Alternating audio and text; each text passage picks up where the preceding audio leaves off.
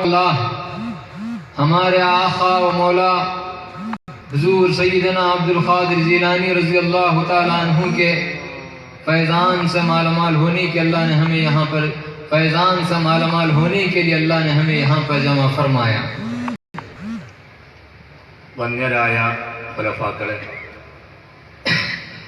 മഹാന്മാരെ, പ്രിയപ്പെട്ട സഹോദരങ്ങൾ, അല്ലാഹു സുബ്ഹാനഹു വ തആല അവൻ്റെ മഹത്തായ അനുഗ്രഹവും കൃപയും കൊണ്ട് പാപികളും ദോഷികളുമായ നമ്മെ അവൻ്റെ ഹബീബും ഇരുലോക നേതാവുമായ അഷ്റഫുൽ ഖൽഖ് മുഹമ്മദുർ റസൂലുള്ളാഹി സല്ലല്ലാഹു അലൈഹി വസല്ലമയുടെ ഉത്തമ സമുദായത്തിൽ ജനിപ്പിച്ചു.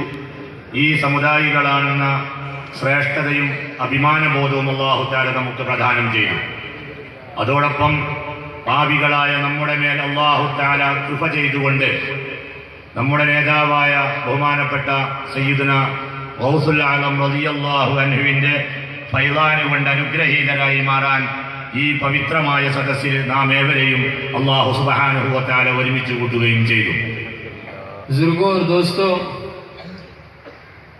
आज हमें कैसे अल्लाह के महबूब बंदे का जिक्र करने के लिए अल्लाह ने हमें यहाँ पर जमा फरमाया, जो तमाम औलिया के सरदार हैं, इमामुल औलिया है, जिनके दर से विलायत तक़सीम होती है. हुजूर सैयदना अब्दुल क़ादिर जीलानी रज़ी अल्लाह ताला अन्हु आप ये इरशाद फरमाते हैं, क़दमी हाज़ी अला रहबती कुल्ली वलील्लाह. आप ये इरशाद फरमाते हैं कि मेरा क़दम तमाम औलिया की गर्दनों पर है. जब ये सुने हज़रत ख्वाजा मोइनुद्दीन चिश्ती अल-अजमेरी रज़ी अल्लाह ताला अन्हु, आप ये कहते हैं कि हुजूर गौसे आज़म का क़दम सिर्फ मोइनुद्दीन की गर्दन पर ही नहीं बल्कि मेरे सर और आँखों पर भी है. आप जब ये ऐलान किए कि मेरा क़दम तमाम औलिया की गर्दनों पर है, तो अव्वल ताखिर सब वली ने यही कहा कि हमारे गर्दन पर हुजूर गौसे आज़म का क़दम है. हर किसी ने अपने अपने गर्दनों को खम किया. वही से आका की याद में अल्लाह ने हमें यहाँ पर जमा फरमाया है. आज दुनिया के हर चप्पे चप्पे में उलामा ने गौसे आज़म बड़ी धूम से, बड़े शोर और खौर से हर कोई महफिलें मनाता है, महफिल मुनाकिद करता है, ये नाम देता है कि 11वीं शरीफ, 11 शरीफ, वो शरीफ, ये शरीफ. लेकिन अल्लाह हमको ऐसे महफिलों में जमा नहीं किया, बल्कि हमारे आका हजरत नूरी अलैहि रहमत व रिज़वान ने इस महफिल को फैज़ान गौसे आज़म के नाम से मुनाकिद किया है. आपसे पहले इस उन्वान को कोई रखा है और आपके बाद इस उन्वान को कई लोग रखे हैं, लेकिन आपसे पहले इस उन्वान को कोई नहीं रखा है. हमारे आका हजरत नूरी अलैहि रहमत व रिज़वान ने इस उन्वान को मुनाकिद करके आने वाले हर गुलाम के दिल में मोहब्बत गौसे आज़म को, मोहब्बत औलिया को, मोहब्बत मुहम्मदुर रसूलुल्लाह को, मोहब्बत इलाही को बढ़ाने के लिए इस महफिल को मुनाकिद फरमाया है. ബഹുമാനികളെ, നാം ഇന്ന് ആഘോഷിച്ചുകൊണ്ടിരിക്കുന്ന ഈ മഹത്തായ ഫൈളാൻ ഗൗസുൽ ആലം റളിയല്ലാഹു അൻഹു എന്ന ഈ മഹത്തായ ഈ പരിപാടി ബഹുമാനപ്പെട്ട ഗൗസുൽ ആലം റളിയല്ലാഹു അൻഹു അവര് എല്ലാ ഔലിയാക്കളുടെയും നേതാവാണ്. ഇമാമുൽ ഔലിയയാണ്, സയ്യിദ് സുൽത്താനുൽ ഔലിയയാണ്, എല്ലാ ഔലിയാക്കളുടെയും നേതാവാണ്. അവരുടെ വീട്ടിൽ നിന്നാണ് ലോകത്തുള്ളവർക്കൊക്കെ വിലായത്ത് ഓഹരി ചെയ്യപ്പെടുന്നത്. ആർക്കൊക്കെ വിലായത്ത് ലഭിക്കുന്നോ അതൊക്കെ ഗൗസുൽ ആലം റളിയല്ലാഹു അൻഹു മുഖേനയാണ് വിലായത്ത് ലഭിച്ചുകൊണ്ടിരിക്കുക. ബഹുമാനപ്പെട്ട ഗൗസുൽ ആലം റളിയല്ലാഹു അൻഹു പ്രഖ്യാപിച്ചു, ഖദമി ഹാദിഹി അലാ റഖബതി കുല്ലി വലിയില്ലാ. എന്റെ ഈ പാദം എല്ലാ ഔലിയാക്കളുടെയും പിരടിയിലാണ് എന്ന് പ്രഖ്യാപിച്ചപ്പോൾ അവ്വലീങ്ങളും ആഖിരീങ്ങളുമായ ഏതെല്ലാം ഔലിയാക്കളുണ്ടോ അവരൊക്കെ അവരുടെ ശിരസ് കുനിച്ചുകൊണ്ട് അംഗീകരിക്കുകയുണ്ടായി. ബഹുമാനപ്പെട്ടവരെ, അവിടുത്തെ പാദം ഞങ്ങളുടെ പിരടിയിലാണ്. ബഹുമാനപ്പെട്ട സയ്യിദുന ഖാജ മുഈനുദ്ദീൻ ചിശ്തി റളിയല്ലാഹു അൻഹു ഈ പ്രഖ്യാപനം കേട്ട സമയത്ത് അവർ പറയുകയുണ്ടായി, ബഹുമാനപ്പെട്ട ഗൗസുൽ ആലം റളിയല്ലാഹു അൻഹു അങ്ങയുടെ പാദം ഈ മൊഴീനുദ്ദീനിന്റെ പെരടിയിൽ മാത്രമല്ല, എന്റെ ശിരസിലും എന്റെ കണ്ണിലും അവിടുത്തെ പാദമാണുള്ളത് എന്ന് പറഞ്ഞുകൊണ്ട് ബഹുമാനപ്പെട്ട തല കുനിച്ചു കൊടുക്കുകയാണ്. ഇത്രയും ഉന്നതമായ വിലായത്തിന്റെ അവസ്ഥയിലുള്ള ആ ഗൗസുൽ ആദം റളിയല്ലാഹു അൻഹുവിന്റെ ഫൈളാന് കൊണ്ട് അനുഗ്രഹീതരാകാനുള്ള സദസ്സിലാണ് അല്ലാഹു തആല നമ്മളെ ഒരുമിച്ച് കൂട്ടിയിട്ടുള്ളത്. ബഹുമാനികളെ, ലോകത്ത് എവിടെയൊക്കെ ഗൗസുൽ ആദം റളിയല്ലാഹു അൻഹുവിനെ ആദരിക്കുകയും ബഹുമാനിക്കുകയും ചെയ്യുന്ന അവിടുത്തെ ഗുലാമീങ്ങളിൽ ജീവിക്കുന്നോ അവരൊക്കെ ബഹുമാനപ്പെട്ടവരുടെ ഓർമ്മ പുതുക്കുക, അവരെ ഓർമ്മ കൊണ്ടാടുക എന്നുള്ളത് പതിവാണ്. പക്ഷേ അവരൊക്കെ കൊണ്ടാടുന്നതിന് വ്യത്യസ്തമായ പേരുകളാണ് അവർ സ്വീകരിച്ചിട്ടുള്ളത്. ചിലർ 11-ാം രാവ്, ചിലർ വഹീദ്ദീൻ ഷെയ്ഖിന്റെ ആണ്ട്, ഇങ്ങനെയൊക്കെ പറഞ്ഞുകൊണ്ടുള്ള നാമങ്ങളിലാണ് ഗൗസുൽ ആദം റളിയല്ലാഹു അൻഹുവിനെ കുറിച്ച് ചർച്ച ചെയ്യാറുള്ളതെങ്കിൽ നമ്മുടെ നേതാവായ ബഹുമാനപ്പെട്ട ശൈഖുനാ നൂറുൽ മശായിഖ് ഖദ്ദസല്ലാഹു സിറഹുൽ അസീസ് ഈ മഹത്തായ പരിപാടിക്ക് നാമകരണം ചെയ്തിട്ടുള്ളത് ഫൈളാന് ഗൗസുൽ ആദം എന്നാണ്. ഇങ്ങനൊരു നാമം നേരത്തെ കേൾക്കപ്പെട്ടിട്ടില്ല. ശൈഖുനായുടെ ശേഷം ഇന്ന് അത് എത്രമാത്രം പ്രസിദ്ധമായിരിക്കുകയാണ്.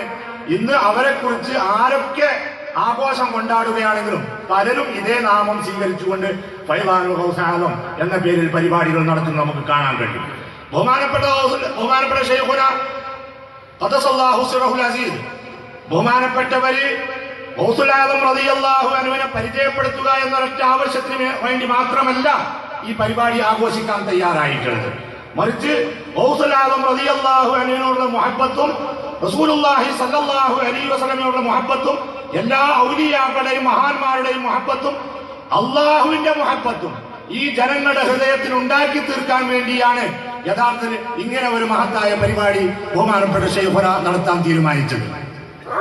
हज़रीन इकराम, इस महफिल को हमारे आका हजरत नूरी अलैहि रहमत व रिज़वान ने इस महफिल को फैज़ान गौसे आज़म के नाम से मानून फरमाया है। हमारे आका का एक ही मकसद है कि जो भी अल्लाह का बंदा इस महफिल में आए गौसे पाक के हकीकी फैज़ान से मालामाल होकर जाए। फैज़ान क्या है ये सुनने के लिए इस महफिल में हम नहीं आए, बल्कि फैज़ान को लेकर इस महफिल से जाने के लिए हम इस महफिल में आए हैं। बुजुर्गों, उस फैज़ान को इस महफिल से लेकर जाओ। महफिल से फैज़ान को लेकर जाना है तो सबसे पहले वली किसे कहते हैं उसको जानने की हम कोशिश करना। वली इनकी उनकी बातों में आकर वली को पहचानने की कोशिश मत करो, बल्कि अल्लाह जो अपने कलाम में बयान किया है वली की तारीफ, और वली को अगर कुरान की रोशनी में अगर हम समझने की कोशिश करेंगे, खुदा की कसम इस महफिल से हम जाएंगे तो कुछ ना कुछ फैज़ान को लेकर इस महफिल से हम उठेंगे। ബഹുമാനികളെ, ബഹുമാനപ്പെട്ട ശൈഖുന നൂറുൽ മശായിഖ് ഖദ്ദസല്ലാഹു സിറഹുൽ അസീസ് അവര് ഈ മഹത്തായ പരിപാടിക്ക് ഫൈളാന് ഗൗസുൽ ആദം എന്ന് നാമകരണം ചെയ്തുകൊണ്ട് ഈ സംഘടിപ്പിച്ച മഹഫിലിന്റെ സദസ്സിന്റെ ഉദ്ദേശം ഫൈളാന് എന്താണ് എന്ന് പരിചയപ്പെടുത്താൻ വേണ്ടി അങ്ങനെ ഒരു സദസ്സ് സംഘടിപ്പിച്ചതല്ല, മറിച്ച് ഇവിടെ വരുന്ന ഓരോരുത്തരും ഗൗസുൽ ആദം റളിയല്ലാഹു അൻഹുവിന്റെ ഫൈളാന് കൊണ്ട് അനുഗ്രഹീതരായി മാറാൻ വേണ്ടിയാണ് ഇങ്ങനത്തെ ഒരു സദസ്സ് സംഘടിപ്പിച്ചിട്ടുള്ളത്. നാം ഇവിടെ എത്തിയിട്ടുള്ളത് ഫൈളാന് എന്താണ് എന്ന് കേൾക്കാനല്ല, മറിച്ച് ഫൈളാൻ അനുഭവിച്ചുകൊണ്ട് ഫൈളാൻ നേടിക്കൊണ്ടാകണം നാം ഈ സദസ്സിൽ നിന്ന് എഴുന്നേൽക്കേണ്ടത്. ഇങ്ങനെ ഗൗസുൽ ആദം റളിയല്ലാഹു അൻഹുവിന്റെ ഫൈളാന് കൊണ്ട് അനുഗ്രഹീതരാകണമെങ്കിൽ, ആ ഫൈളാൻ നേടിയെടുക്കണമെങ്കിൽ ആദ്യം നാം മനസ്സിലാക്കേണ്ടത് അള്ളാഹുവിന്റെ ഔലിയാക്കളുടെ നേതാവായ ഗൗസുൽ ആദം റളിയല്ലാഹു അൻഹുവിന്റെ ഫൈളാനാണ് നാം നേടാൻ ഉദ്ദേശിക്കുന്നത്. അതുകൊണ്ട് ആദ്യം വലി എന്ന് പറഞ്ഞാൽ ആരാണ്, ആർക്കാണ് വലി എന്ന് പറയുക? ഈ വലി എന്നുള്ള പ്രയോഗം ആരെങ്കിലും പറയുന്ന പേരിന്റെ അർത്ഥത്തിന്റെ അടിസ്ഥാനത്തിലല്ല നമുക്ക് മനസ്സിലാക്കാനുള്ളത്, മറിച്ച് അല്ലാഹു സുബ്ഹാനഹു വ തആല വലിയിനും വിലായത്തിനും ഏതൊരു നിർവചനം നൽകിയിട്ടുണ്ടോ, അല്ലാഹു തആല അവന്റെ കലാമായ ഖുർആനിൽ വലിയ എന്ന് ആരെക്കുറിച്ചാണ് പരിചയപ്പെടുത്തിയിട്ടുള്ളതെങ്കിൽ ആ വലിയ ആരാണ് എന്ന് നാം മനസ്സിലാക്കുകയാണെങ്കിൽ ഇൻഷാ അല്ലാഹ് ഇവിടെ നിന്ന് എഴുന്നേൽക്കുന്ന സമയത്ത് വിലായത്തിന്റെ ഫൈളാനിൽ കൊണ്ട് അനുഗ്രഹീതരായി കൊണ്ട് എഴുന്നേൽക്കാൻ നമുക്ക് എവർക്കും സാധ്യമാകുന്നതാണ്. बुजुर्गों और दोस्तों, कुरान वली किसे कह रहा है? वली दो तरह का है, एक विलायत आम्मा है और दूसरा विलायत खासा है। वली किसे कहते हैं? दोस्त को कहते हैं। دوست کو کہتے ہیں ولی. اللہ والا یعنی اللہ کا دوست. اللہ والا یعنی اللہ کا دوست. اب دوستوں کی بھی دو طرح ہے. دوست بھی ایک عام ہے اور ایک خاص ہے. عام کون ہے؟ اللہ کیا بیان کر رہا ہے؟ اللہ ولی الذین آمنوا. اللہ ایمان والوں کا دوست ہے. جو بھی ایمان والا ہے ان سبوں کا دوست اللہ ہے. لیکن جو خاص ہے اللہ کیا ارشاد فرما رہا ہے؟ الا ان اولیاء اللہ لا خوف علیہم ولا هم يحزنون الذین آمنوا وكانوا يتقون لهم البشرى فی الحیات الدنیا وفی الآخرہ. جو ولایت خاصہ کے مقام پر جو بندے فائز ہے اللہ کیا ارشاد فرما رہا ہے؟ الا آگاہ ہو جاؤ. اس کے بعد اللہ تعالیٰ ولیوں کی صفت کو بیان نہیں کر رہا ہے. ولی کون ہے بیان نہیں کر رہا ہے، بلکہ لوگوں کو شک پیدا نہ ہو اسی لیے اللہ تعالیٰ تاکید کے ساتھ کر رہا ہے. انا اللہ تاکید کے ساتھ پیش کر رہا ہے بے شک اللہ کے اولیاء وہ ہے جو جن کو نہ خوف ہے نہ حزن ہے. اور ان کی علامت کیا ہے؟ وہ ایمان اور تقوی اختیار کرتے ہیں. ایمان کسے کہتے ہیں صرف اتنا ہی نہیں سنتے، ایمان کسے کہتے ہیں وہ بھی سن کر ایمان کیا ہے حاصل کر کے ایمان کے مدارج پر وہ بندہ فائز ہوتا ہے. اور صرف ایمان ہی پر وہ بزرگوں اکتفا نہیں کرتا، بلکہ جو خاص جو اللہ کا ولی ہوتا ہے اللہ کیا ارشاد فرما رہا ہے؟ وہ تقوی بھی اختیار کرنے والا ہوتا ہے. تقوی سنتا نہیں بلکہ تقوی کو سمجھتا ہے. تقوی کے مدارج کو بھی وہ بندہ پورا کرتا ہے. تقوی کے مدارج کیا ہے؟ جسم کا تقوی، قلب کا تقوی، روح اور سر کا تقوی ہے. یہ بندے کی یہ کیفیت رہتی ہے وہ جسم، قلب اور روح اور سر کے تقوی کو جان کر وہ مدارج پر فائز ہونے کی وہ بندہ کوشش کرتا ہے. ویسے بندے کے لیے اللہ کیا ارشاد فرما رہا ہے؟ اس بندے کو نہ خوف ہے نہ حزن ہے. اس بندے کو نہ خوف ہے نہ حزن ہے. اب پھر آگے اللہ تعالی پھر اور دو ولیوں کی قسم کو بیان کر رہا ہے. پھر اور دو ولیوں کی قسم کو بیان کر رہا ہے. ایک ولی وہبی ہے، دوسرا ولی کسبی ہے. وہبی آج ہم جس کی یاد میں اللہ نے ہم گنہگاروں کو یہاں پر جمع فرمایا، حضور سیدنا عبد القادر جیلانی رضی اللہ تعالی عنہ، آپ وہبی ولی بھی ہے اور کسبی بھی ولی ہے. وہبی ولی کیسے؟ ماں پیٹ اللہ تعالیٰ ان کو ولی بنا کر پیدا کیا ہے. بغداد میں، عراق میں وہ لوگ جب جیلان میں جب چاند رمضان کا جب چاند دکھا نہیں دکھا یہ معلوم کرنے کے لیے حضور غوث پاک کے گھر کو آتے، دیکھتے لوگ کہ آج عبد القادر کیا دودھ پیے ہیں یا نہیں پیے ہیں. اگر دودھ پیے تو لوگ یہ سمجھ جاتے کہ آج رمضان کا چاند نہیں دکھا ہے. اگر دودھ نہیں پیے تو لوگ یہ سمجھ جاتے تھے کہ آج رمضان آج سے شروع ہے. بزرگوں، آپ کو اللہ وہبی بھی ولی عطا، وہبی ولایت بھی اللہ نے آپ کو عطا کیا. وہ اللہ جس پر فضل فرمایا اسی کو اللہ دیتا ہے. لیکن کسبی ولی ہر کوئی بن سکتا ہے. کسب پہ اگر اس بندے کی اگر کسب کو قبول کر لیا اللہ اس کو ایمان والوں کے فہرست میں شامل کرتا ہے. آج ہم جس کی یاد میں جمع ہے حضور غوث پاک، آپ کسبی بھی ولی ہیں. ایسا کسب کیے کوئی دوسرا ولی آپ کے کسب کے قریب بھی نہیں پہنچ سکتا ہے. کسب کے آپ اتنے اعلیٰ مقام پر فائز، کوئی ولی آپ کے قریب بھی نہیں پہنچ سکتا. اللہ کا ہم پر بڑا فضل ہے، ویسے سلسلے سے اللہ نے ہم کو وابستہ کیا ہے. ബഹുമാനികളെ, പരിശുദ്ധ ഖുർആനിൽ അല്ലാഹു സുബ്ഹാനഹു വ തആല വിലായത്തിനെ നമുക്ക് പരിചയപ്പെടുത്തുകയാണ്. വലി എന്ന് പറഞ്ഞാൽ ആരാണ്?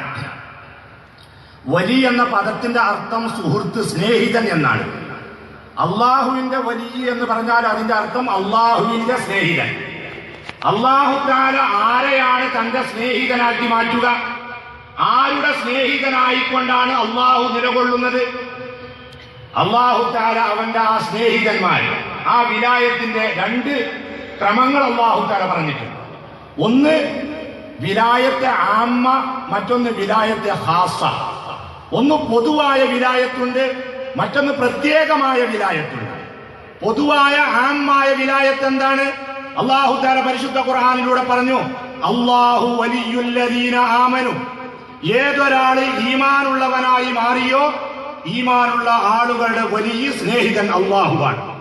ഈ ആയത്തിലൂടെ അള്ളാഹു തആല ആരൊക്കെ മുഅ്മിനീങ്ങളാണോ അവരുടെ ഒക്കെ സുഹൃത്ത് അള്ളാഹുവാണ്, അള്ളാഹുവിന്റെ സുഹൃത്ത് അവരുമാണ്. ഇങ്ങനെ അള്ളാഹു തആല വിലായത്തെ പൊതുവായ അള്ളാഹു തആല വിലായത്തിനെ പ്രഖ്യാപിച്ചു. ഇതുകൂടാതെ അള്ളാഹു തആല അവന്റെ പ്രത്യേകക്കാരായ ഔലിയാക്കൾ ആരാണ്, അവരുടെ അടയാളം എന്താണ്, അവരുടെ പ്രത്യേകമായ കോഴ്സ് എന്താണ്, ഇതും അള്ളാഹു തആല നമുക്ക് പരിചയപ്പെടുത്തുകയാണ്. അള്ളാഹു തആല പറയുന്നു, അലാ ഇന്ന ഔലിയാ അല്ലാഹി ലാ ഖൗഫുൻ അലൈഹിം വലാ ഹും യഹ്സനൂൻ അല്ലദീന ആമനൂ വകാനൂ യത്തഖൂൻ ലഹുമുൽ ബുശ്റാ ഫിൽ ഹയാത്തിദ് ദുനിയാ വഫിൽ ആഖിറ. അള്ളാഹു തആല പറയുന്നു, അലാ നിങ്ങൾ ഉണരുക. ഇന്ന ഔലിയാ അല്ലാഹ്, അള്ളാഹു തആല ഉണരുക എന്ന് പറഞ്ഞുകൊണ്ട് നേരെ അവന്റെ ഔലിയാക്കളെ ഇവിടെ പരിചയപ്പെടുത്തുകയല്ല, മറിച്ച് ഈ പറയുന്ന കാര്യത്തിൽ കേൾക്കുന്ന ആൾക്ക് യാതൊരു സംശയവും ഉണ്ടാകാൻ പാടില്ല. അയാളുടെ സംശയത്തെ നീക്കിക്കൊണ്ട് അല്ലാഹു തആല പറയുകയാണ്, ഇന്ന എന്ന് തുടങ്ങിക്കൊണ്ട് തഅ്കീദ് ചെയ്തുകൊണ്ട് നിസ്സംശയം നിങ്ങൾ സംശയിക്കാൻ പാടില്ല. തീർച്ചയായും അള്ളാഹുവിന്റെ ഔലിയാക്കളെ ലാ ഖൗഫുൻ അലൈഹിം വലാ ഹും യഹ്സനൂൻ, അവർക്ക് പേടിയുമില്ല അവർക്ക് ദുഃഖവുമില്ല. ഇങ്ങനെ പേടിയും ദുഃഖവും ഇല്ലാത്തവരാണ് അള്ളാഹുവിന്റെ ഔലിയാക്കളെ. ഈ പേടിയും ദുഃഖവും ഇല്ലാത്ത ഔലിയാക്കളുടെ ഇനത്തിൽ പെടാൻ അവരുടെ പ്രത്യേകമായ കോഴ്സ്, അവർ ചെയ്യുന്ന പ്രവർത്തനം എന്താണ് അല്ലാഹു തആല പരിചയപ്പെടുത്തുകയാണ്. അല്ലദീന ആമനൂ വകാനൂ യത്തഖൂൻ, അവർ ഈമാൻ സ്വീകരിച്ചവരും ഈമാൻ നേടിയെടുത്തവരും തഖ്വയനുസരിച്ച് ജീവിക്കുന്നവരുമാണ്. ഈമാൻ നേടിയെടുത്തവർ എന്ന് പറഞ്ഞാൽ മുഅ്മിനാണ് എന്ന് മാത്രം നാവുകൊണ്ട് പറഞ്ഞവരല്ല, മറിച്ച് ഈമാൻ എന്താണെന്ന് മനസ്സിലാക്കുകയും ആ ഈമാനിന്റെ ഏതൊക്കെ ദറജകളുണ്ടോ ആ ദറജകൾ നേടാൻ അധ്വാനിക്കുകയും ചെയ്യുന്ന ആളുകളാണ് അവർ. ആ ദറജ കൊണ്ട് വിജയിച്ചവരാണ് അവർ. മാത്രമല്ല വകാനൂ യത്തഖൂൻ, അവർ തഖ്വ ചെയ്യുന്നവരുമാണ്. തഖ്വ ചെയ്യുന്നവർ എന്ന് പറഞ്ഞാൽ തഖ്വ ചെയ്യുന്നു എന്ന് പറഞ്ഞാൽ പോരാ, ഒരു കോലത്തിലുള്ള ഏതെങ്കിലും ഒരു തഖ്വ നിർവഹിച്ചാൽ പോരാ, മറിച്ച് തഖ്വയുടെയും ദറജകളുണ്ട്. ആ ദറജകൾ അനുസരിച്ച് തഖ്വയുടെ ബാധ്യത നിറവേറ്റിയവരാണ് അവർ. തഖ്വയുടെ ദറജകൾ ശരീരത്തോട് ബന്ധപ്പെട്ട തഖ്വയുണ്ട്, കൽബിനോട് ബന്ധപ്പെട്ട തഖ്വയുണ്ട്, റൂഹിനോട് ബന്ധപ്പെട്ട തഖ്വയുണ്ട്, സിറിനോട് ബന്ധപ്പെട്ട തഖ്വയുണ്ട്.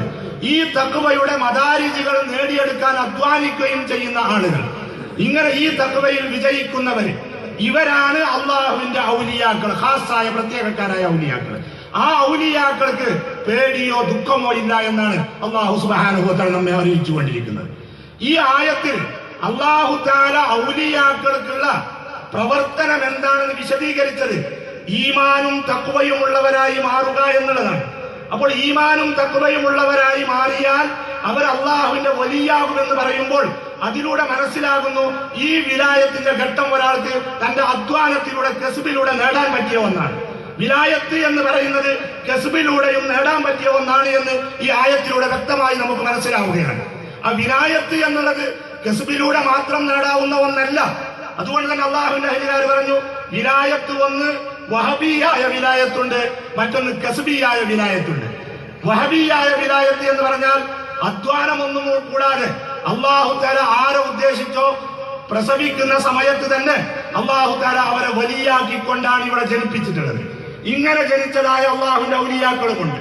അതുകൂടാതെ അധ്വാനത്തിലൂടെ ഈമാനും തഖ്വയും നേടിയെടുത്തുകൊണ്ട് ഖാസായ വിലായത്തിന്റെ ഉന്നത പദവിയിലേക്ക് എത്തുക എന്നുള്ളതും ഈ വിലായത്തിൽ, ഇങ്ങനെ ഒരു വിലായത്തും അല്ലാഹു സുബ്ഹാനഹു വ തആല പ്രദാനിക്കുകയാണ്. വഹബിയായ വിലായത്ത് ഏതുപോലെ ഇന്ന് നാം സംസാരിച്ചു കൊണ്ടിരിക്കുന്ന ബഹുമാനപ്പെട്ട സയ്യിദുനാ ഗൗസുൽ ആദം റളിയല്ലാഹു അൻഹു, അവര് വിലായത്തെ വഹബിയിലും വിജയിച്ചവരാണ്, വിലായത്തെ കസ്ബിയിലും വിജയിച്ചവരാണ്. അവര് ജന്മനാ അവർ വലിയാണ്. അതുകൊണ്ട് തന്നെ ബഹുമാനപ്പെട്ടവര് ജനിച്ച സമയത്ത് തന്നെ ആ പ്രദേശത്തുണ്ടായിരുന്ന ആളുകള് റമദാൻ മാസം വന്നാൽ നോമ്പ് തുടങ്ങിയോ ഇല്ലേ എന്ന് അറിയാത്ത സന്ദർഭം വരുമ്പോൾ ഇത് റമദാൻ ആയോ ഇല്ലോ എന്നറിയുന്നത് ബഹുമാനപ്പെട്ട ഗൗസുൽ ആദം റളിയല്ലാഹു അൻഹു വീട്ടിൽ ചെന്ന് നോക്കിയിട്ടാണ്. അഥവാ അബ്ദുൽ ഖാദിർ ഉമ്മാന്റെ പാല് കുടിച്ചിട്ടുണ്ടെങ്കിൽ അവർ മനസ്സിലാക്കുന്നു റമദാന്റെ ചന്ദ്രൻ ഉദിച്ചിട്ടില്ല എന്ന്. അഥവാ അബ്ദുൽ ഖാദിർ ആ ദിവസം പാല് കുടിച്ചിട്ടില്ലെങ്കിലോ അവർ മനസ്സിലാക്കുകയാണ് ഇന്ന് റമദാനായി എന്ന്. അവർ പാല് കുടിച്ചാൽ റമദാൻ അല്ല, പാല് കുടിച്ചിട്ടില്ലെങ്കിൽ ഇന്ന് റമദാനാണ് എന്ന് ജനങ്ങൾ മനസ്സിലാക്കുകയാണ്. ഈ വിധത്തിൽ റമദാൻ മാസം കണ്ടോ എന്ന് വരെ ആളുകൾ ജീവിച്ചിരുന്ന വലിയ ആളുകൾക്കറിയില്ല. ഈ പാല് കുടിക്കുന്ന കുട്ടിക്ക് അറിയുന്ന ക്രമത്തിലുള്ള ഉന്നതമായ കറാമത്തുകളുള്ള ഒരു വിലായത്തിന്റെ അവസ്ഥയാണ് ജന്മനാ തന്നെ ഗൗസുൽ റളിയല്ലാഹു അൻഹു അല്ലാഹു തആല നൽകിയത്. എന്നാൽ ആ ജന്മനാ ലഭിച്ചതായ വിലായത്ത് കൊണ്ട് ബഹുമാനപ്പെട്ടവർ മതിയാക്കിയില്ല. എത്രമാത്രം കഠിനാധ്വാനം ചെയ്തുകൊണ്ട് ഈമാനിന്റെയും തഖ്വയുടെയും ഉന്നതമായ പദവികൾ നേടിയെടുക്കാൻ അവരെപ്പോലെ മുജാഹദ ചെയ്ത, അവരെപ്പോലെ റിയാദ ചെയ്ത, പരിശ്രമിച്ച മറ്റൊരു വലിയനെ കാണാൻ കഴിയുകയില്ല.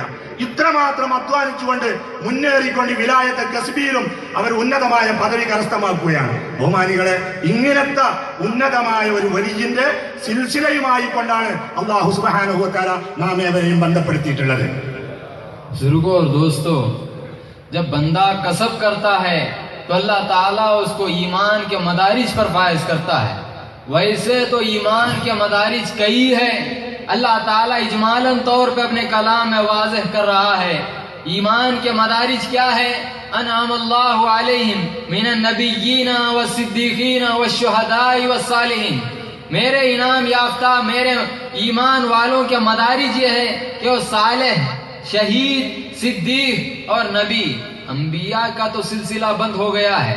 अब जो भी आएगा जानशीन नबी, वारिस नबी ही आएगा, नबी नहीं आएगा.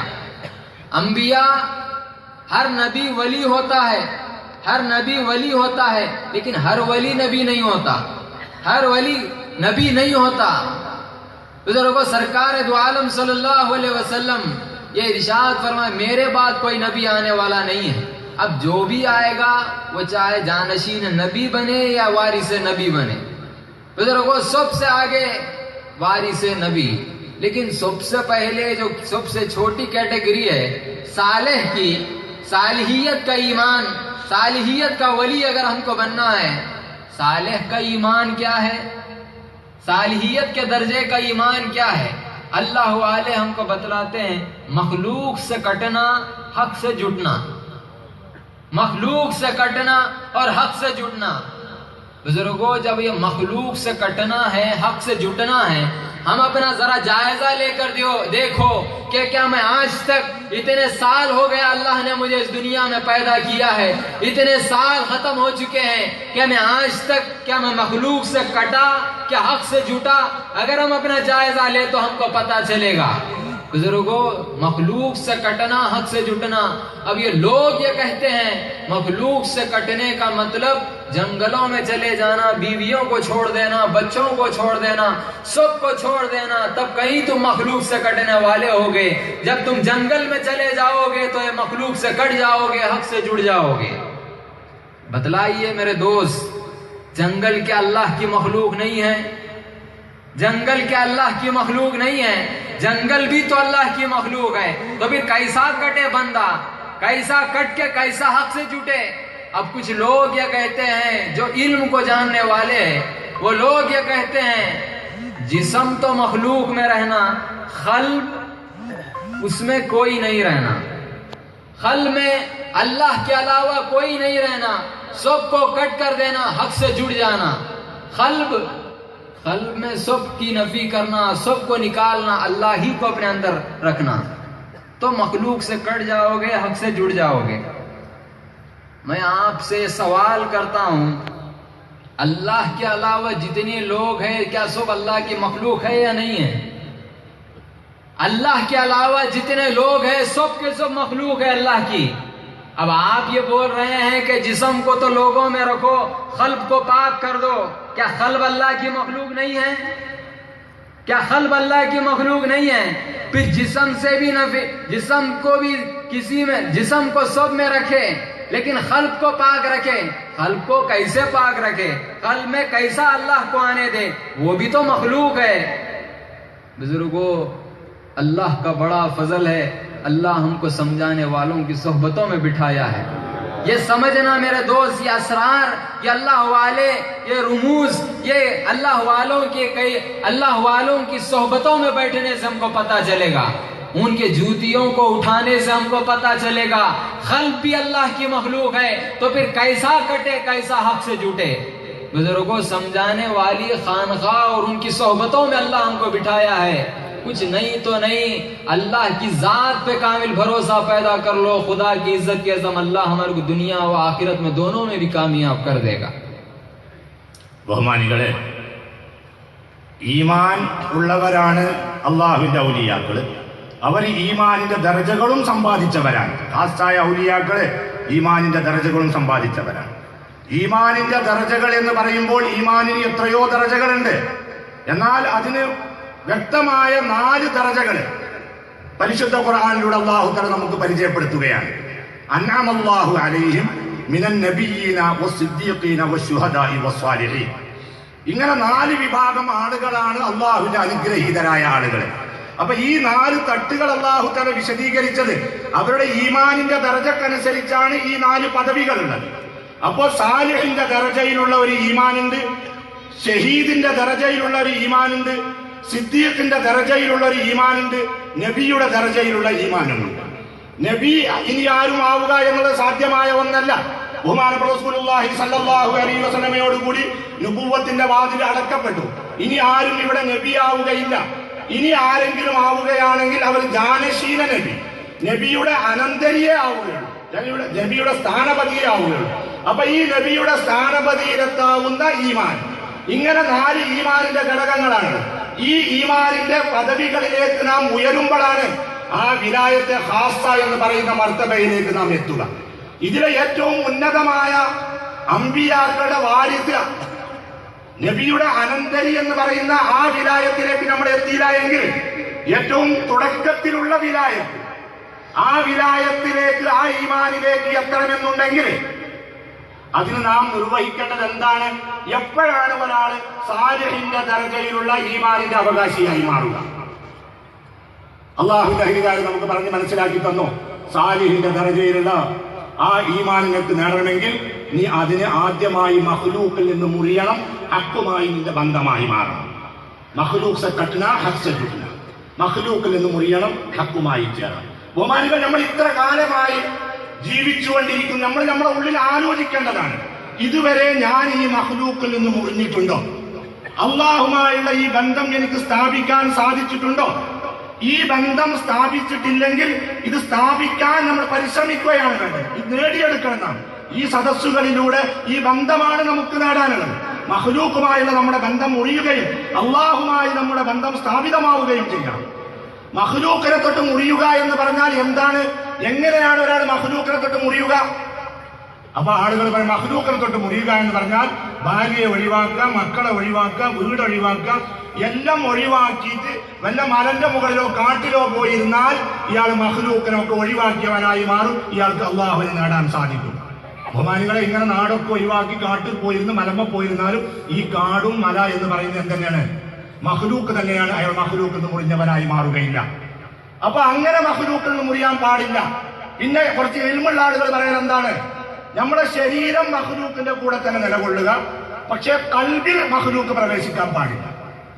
കൽബിനെ മാസിവള്ളയെ തൊട്ട് മഖ്ലൂഖെ തൊട്ട് ശുദ്ധിയാക്കണം.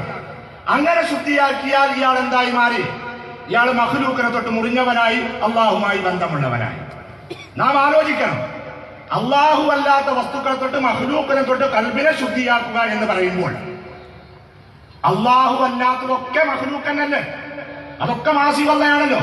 അപ്പൊ അള്ളാഹു അല്ലാത്തതിനെ മുഴുവൻ കൽബിൽ നിന്ന് ഒഴിവാക്കുക എന്ന് പറയുമ്പോൾ ഈ കൽബ് എന്ന് പറയുന്നത് അള്ളയാണോ അതോ മാസിവള്ളയാണോ? അതും മാസിവള്ള തന്നെയാണ്. അപ്പൊ ഈ കൽബിൽ നിന്ന് ഒഴിവാക്കുക എന്ന് പറഞ്ഞ അർത്ഥം എന്താണ്? കൽബിൽ നിന്ന് എല്ലാം ഒഴിവായാൽ ഇയാൾ മാസിവള്ളയെ തൊട്ട് മുറിഞ്ഞു, മഖ്ലൂഖെ തൊട്ട് മുറിഞ്ഞു.